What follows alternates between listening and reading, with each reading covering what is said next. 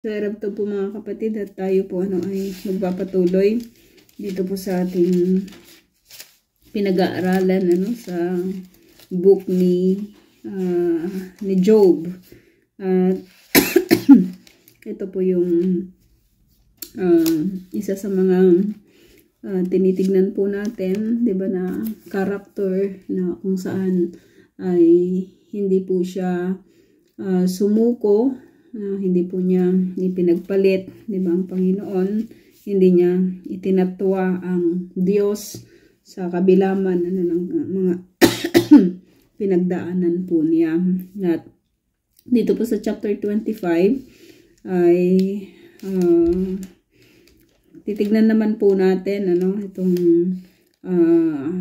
isa na naman na mga na kaibigan nitong si Job na magsasalita. At sa tuwing tinitingnan po natin yung mga statement po nila, di ba, nakikita po natin na ang lahat ng kanila pong mga binabanggit ay may katotohanan, totoo yung mga sinasabi po nila. At titignan po natin itong sasabihin or itong sagot ni Bildad, sabi dito na Suhita, dito sa chapter 25 ng Job. At sabi dito sa verse 1, ito naman ang sagot ni Bildad na Suhita: makapangyarihan ang Diyos, dapat siyang igalang. Ito yung sinasabi ko mga kapatid, di ba, na tama naman yung mga konteksto, di ba, ng kanilang mga statement, na makapangyarihan naman talaga ang Diyos, capital letter D pa yung binanggit po dito. At dapat lang siyang igalang, siya yung Diyos na may higit na kapangyarihan sa kahit na sino man, may kapangyarihan siya. Sabi dito, makapangyarihan ang Diyos at dapat siyang igalang, naghaharing mapayapa sa buong sangkalangitan. So, totoo naman lahat yun, Hindi natin alam kung papaano po nila ito nalaman or papaano nila ito nasasabi. So, probably ay may mga itong mga tao po na ito ay makikita po natin na naglalaan po sila, di ba, ng kanila ring panahon sa maaring sa sinagoga, maaring sa templo or sa kahit na anong klase, di ba, ng mga pagtitipon na kung saan ay pinag-aaralan po nila, di ba, yung patungkol sa Diyos. Kasi yung kaibigan nila na si Job ay malapit din sa Panginoon. So probably may mga, kasi sa tao, di ba, hindi mo mawawala yung hindi mo mawawala sa kanya yung sense of belongingness. Lagi-lagi kahit saan mo ilagay yung tao, talaga yan, kakaroon siya, 'di ba, ng connection sa kanyang kapwa tao. Magkakaroon sila ng grupo, kumbaga, kaya nga kahit sa mundong kinagagalawan po natin, ang dami-daming mga grupo na ginagawa po ng tao, ang dami, kahit sa ang parte, 'di ba, ng mundo ay may mga grupong kinabibilangan, 'di ba, yung mga tao, marami yung mga active sa sinasabi po nilang mga example na lang yung mga fraternities, 'di ba? Ang dami-daming mga iba-iba, 'di ba, na mga klase ng mga grupo ng mga fraternities. Kahit nga sa bilangguan may mga kanya-kanya ding grupo sila, 'di ba? At kung titignan po natin, yun yung talagang yun yung talagang pagkakayari or pagkakagawa ng tao, yung talagang i-connect niya di ba, yung kanyang sarili sa iba, no? Sa iba, tayong mga mananampalataya, meron lang tayong isang grupong kinabibilangan. Yun po yung yun yung iglesia, 'di ba? Iglesia ng Panginoon, and that's it. No? That's it. Any other kind of groups, any other kind of the so-called fellowshipping, 'di ba? Hindi mo po pwede ito ikumpara, 'di ba, sa family na meron tayo sa Panginoon. Kasi ang church lang is the only institution, 'di ba, na talagang naka-focus siya sa Diyos, sa relationship natin sa Diyos at sa relationship natin bilang magkakapatid, 'di ba, sa pananampalataya sa Panginoon. Tell me of a people or a person, 'di ba, ang dami-dami niyang mga grupo na sinasalihan kasi gusto niyang maging belong, 'di ba, sa kanila. Kumbaga parang additional na lang sa kanya yung sa iglesia. Mapapagod yung taong yun eh. 'Di ba? Mapapagod at mapapagod siya kapag napakarami po niyang kinabibilangan, 'di ba, ng mga grupo. Sa iglesia na nga lang ang dami ng ministry. Papagurin mo pa yung sarili mo sa mga bagay na hindi naman eternal, 'di ba? At kung titingnan po natin, itong mga kaibigan po nitong si Job, may sense, 'di ba, yung kanila pong mga sinasabi. So probably may mga grupo din po sila, ng mga magkakaibigan na kung saan ay pinag-aaralan po nila or kukwentuhan sila or may mga nag-share sa kanila, 'di ba, ng patungkol sa Diyos, no? Ang kanyang mga anghel ay hindi mabibilang. Sabi, ang kanyang mga anghel ay hindi mabibilang, no? Lahat ay nasisikatan ng kanyang kaliwanagan. So tama lahat yung mga sinasabi po ng mga nitong si Bildad. Paano po natin yun nalaman, no? Paano natin yun nalaman? Kasi from cover to cover of the scripture, ni-reveal na po sa atin yon, 'di ba, ng Panginoon na ang Lord ay may mga angel siya, especially sa Revelation, 'di ba, na dinidispatch niya every time na may gusto po siyang mangyari, no, or may gusto po siyang ipagawa, no? So alam natin 'yon, no? Alam natin 'yon kasi sa pagbabasa po natin, 'di ba, ng banal na kasulatan, no? Ni-reveal ito sa atin ng Panginoon. Pero sa kapanahunan nila, hindi natin alam kung paano po nila ito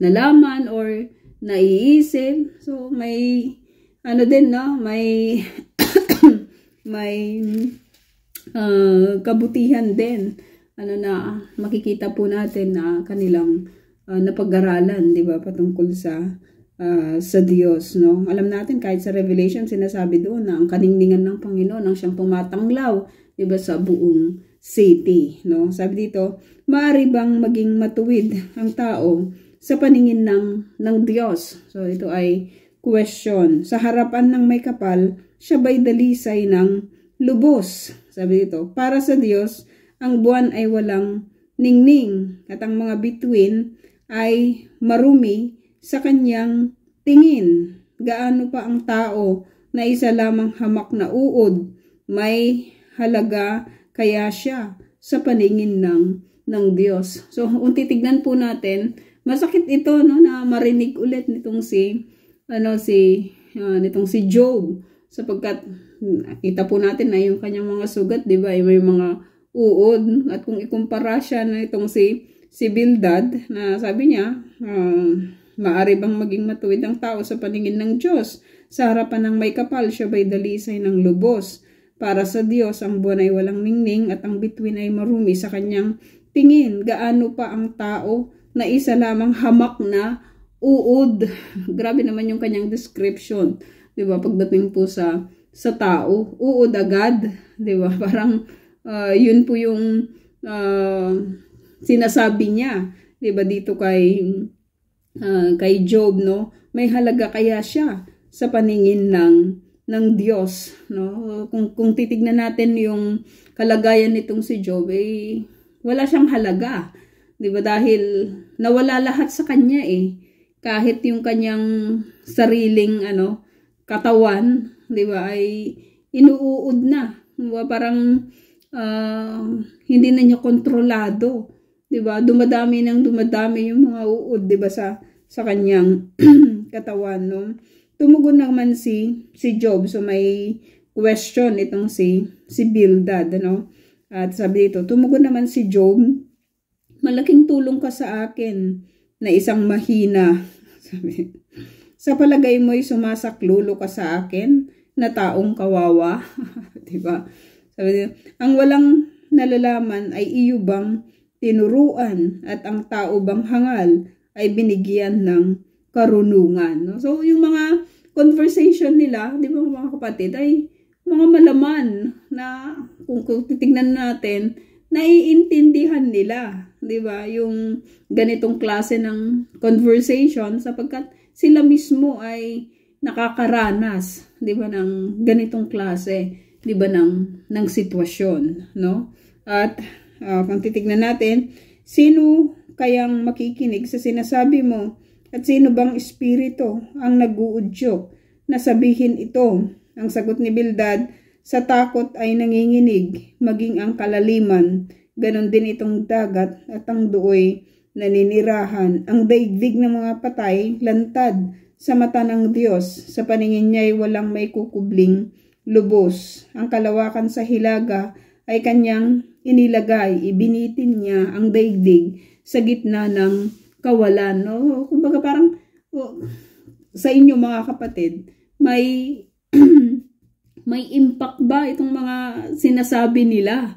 'Di ba? Itong sinasabi nitong si Bildad dito kay Job. Kaya maintindihan natin yung response nitong si Job na alam mo 'yon, sa palagay mo sumasaklulo ka sa akin na taong kawawa. Sabi niya wala talagang impact, 'di ba, yung mga salita. Mas mabuti na lang sana na gumawa na lang sila eh. 'Di ba? Gumawa sila, tumulong sila dito kay Job, 'di ba? Pero paano mo tutulungan yung isang tao na ang kanyang ang kanilang iniisip ay pinaparusahan siya, 'di ba, ng Panginoon, no? Kahit humanity na lang sana, 'di ba, yung kanilang pinagana, pero hindi ganoon eh.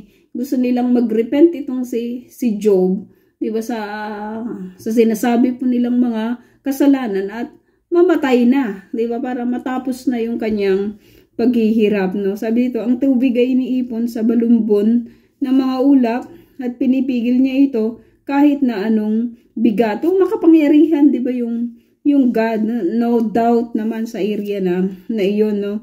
Ang buong kabilugan sa ulap ay kanyang tinatakpan, pinaghiwalay niya ang liwanag sa kadiliman ng bilog na guhit sa ibabaw ng karagatan. So masyado siyang observant, 'di ba, sa kung ano yung mga nangyayari, 'di ba, sa paligid niya. So makikita rin natin talaga na itong mga kaibigan po ni Job ay mga matatalino ring tao, 'di ba, na katulad po niya, no? Siyempre, kung sino yung mga kaibigan mo, 'di ba? Nag-i-speak din 'yon, 'di ba, sa kung sino ka, no? Kung ano yung ano yung mga pinangangalagaan nyo, 'di ba? Kung ano yung mga priorities ninyo, kung ano yung mga ginagawa ninyo, 'di ba? Madalas ganun na-identify din tayo, 'di ba, sa kung anong klase ng mga tao na may ko-consider natin, 'di ba, ng mga kaibigan, no? Yung mga kasakasama po natin, no? Sabi dito, mga haligi nitong langit ay nanginginig sa takot, nauuga, nayayanig kapag sinaway ng Diyos. Sa kanyang kapangyarihan, pinatahimik niya ang dagat, sa kanyang karunungan, pinuksan niya ang dambuhalang si Rahab. Dambuhalang si Rahab. Sa pamamagitan ng hininga niya, ang langit ay umaaliwalas. Pinuksa ng kamay niya ang dambuhalang tumatakas. Maliit na bahagi lang ito ng kanyang kapangyarihan na hindi pa rin natin lubos na maunawaan. Sino kaya ang tatarok sa tunay niyang kadakilaan, no? So, ito namang si Bildad, puro naman siya mga katanungan, no? Pero kung titignan po natin yung nilalaman ng kanyang mga sinasabi ay patungkol pa rin dito kay Job, na gusto niyang makita nitong si Job yung kadakilaan, yung kalakihan, yung kapangyarihan, 'di ba, ng Diyos, no? Pinipilit talaga nila ito, 'di ba, na mag-repent, 'di ba, sa kanyang mga kasalanan, kasi ang Diyos nakikita niya yung lahat. Ang Diyos ay makapangyarihan siya, kaya niyang i-control ang universe, 'di ba? Kaya yung mga hindi kaya ng tao kaya niyang gawin, kaya niyang kontrolin, no? Sabi dito, muling tumugon si Diyos, muling tumugon si Job, no? Isinusumpa ko sa Diyos na sa akin nagkait ng katarungan sa makapangyarihang Diyos na nagdulot sa akin ng kapaitan, no? Habang mayroon akong hininga na Diyos ang nagbibigay, ang labi ko'y walang bibig kasing kasinungalingan. Ang aking sasabihin ay pawang katotohanan. Kahit anong sabihin nyo sa akin, sinasabi nitong si Job, hindi ako magsisinungaling. Hindi, yung lahat ng sasabihin ko ay pawang katotohanan lamang. Kahit ipakita ninyo yung lahat, ipakita ninyo ang kadakilaan ng Diyos, sabihin ninyo sa akin kung ano yung kaya niyang gawin, hindi ako matatakot. Yun yung sinasabi nitong si Job, kasi nagsasabi ako ng totoo at pawang katotohanan lamang yung aking sinasabi. Hindi ko matatanggap na kayo ay may katuwiran, iginigiit hanggang kamatayan na ako'y walang kasalanan.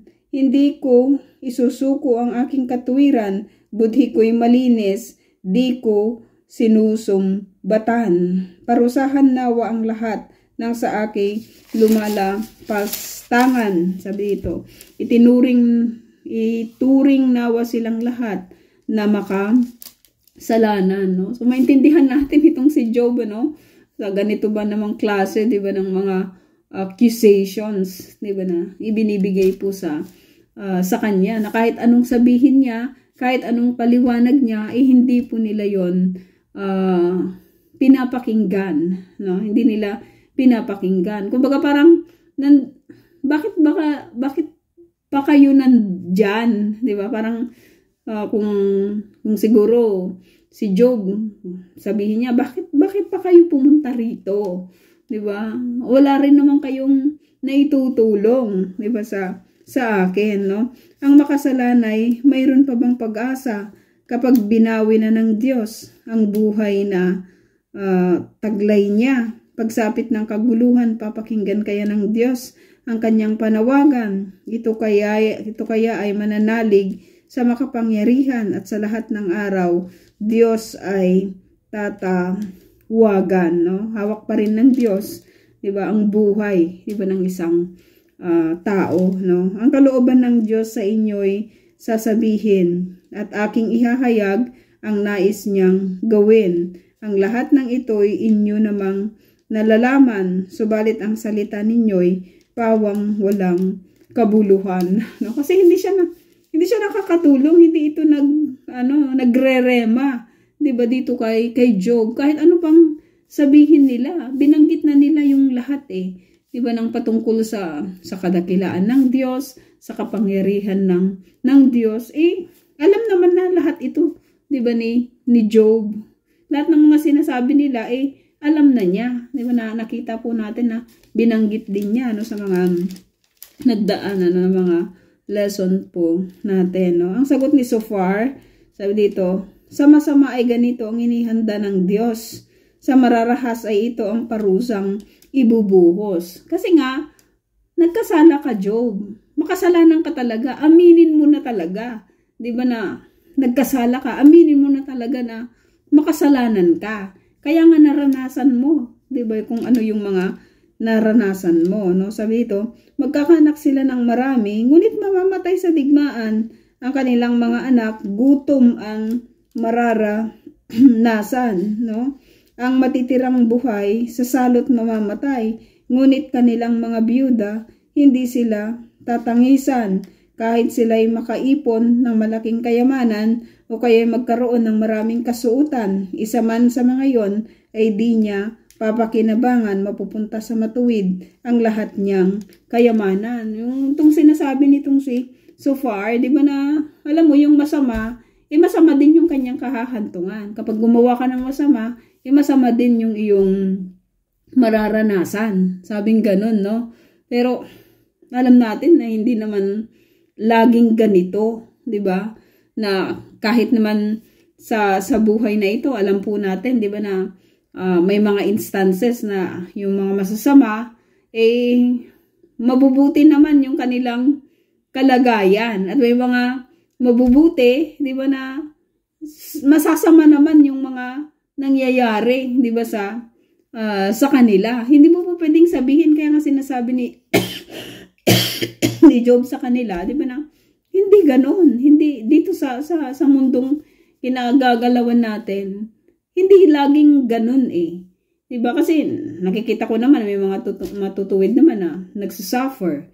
Diba? Hindi lang naman yung mga masasama. Diba yung nagsasuffer. No? Sabi dito, sapot lamang ng gagamba ang katulad ng kanyang buhay. Grabe, parang kubo lamang ng mga aliping bantay. Matutulog ang mayaman, ngunit hanggang doon na lang. Pagmulat ng kanyang mata, ari-arian niya ay wala na. No? So, ganito yung nangyari kasi kay Job Di ba na sa isang iglap lang, di ba, nawala lahat, di ba, sa kanya. Anong sinasabi ni Zophar? Kasi masama ka, Job. Masama ka talaga. Di ba, kumbaga parang sinasabi nila, alam mo, nagsisisi lang talaga ako na parang nakilala kita bilang kaibigan. Parang ganun yung ano nila yung tema, 'di ba, ng kanilang sinasabi. Kasi ngayon ko nakikita yung kasamaan mo dahil sa mga nangyayari, 'di ba, sa buhay mo, no? So parang ganun yung sinasabi nila dito kay Job, no? Sabi dito, mga kasawian ay parang bahang darating, tatangayin ng ipo-ipo pagsapit ng dilim. So ganun yung nangyari kay Job. Matinding hanging silangan sa kanya ay tatangay, tuluyan siyang mawawala at di makikita. Patuloy siyang babayuhin nang walang pakundangan. Ang kapangyarihan nito ay sisikapin niyang matakasan. Sa bandang huli, hangin ay magagalak pagkat itong masama tuluyan ng bumagsak. So parang ganun din. Di ba yung mga paulit-ulit lang, di ba, na mga sinasabi nila dito kay Job, no? Kino-convict talaga nila itong si Job na masama siya. Kaya ganun yung nangyari, di ba, sa buhay niya. Tayo man, di ba, mga kapatid, hindi rin naman tayo natutuwa, di ba, sa masama. I don't know kung may mga experience po tayo, di ba, na nakita natin, na-encounter natin yung masamang tao na nagsuffer. Diba, yung parang ganun. Pero nakaka-amaze lang kasi sa scripture, diba, na may command, diba, si God na hindi ka dapat matuwa kapag yung mga evil ay nagpo-prosper man sila, or alam mo yun, yung nagsasuffer sila. Di ba, may mga ganon, yung mga kaaway ninyo, dapat ninyong ipanalangin. So, grabe lang yung command, di ba, ng God, pagdating po sa mga mananampalataya. Kung ang yung asno ng yung kaaway ay, sabi doon, ay nadisgrasya, di ba, tutulungan mo yung asno, ibabalik mo doon sa may-ari, di ba, parang napakahirap, di ba, ng mga ganon, di ba, na mga command ng Lord. Pero yun po yung identity kasi natin bilang isang mananampalataya, di ba, sa Panginoon. So yun po, mga kapatid, yung ating lesson, and ito-type ko na lang po yung ating question. Erev Tov po. Inainim pa.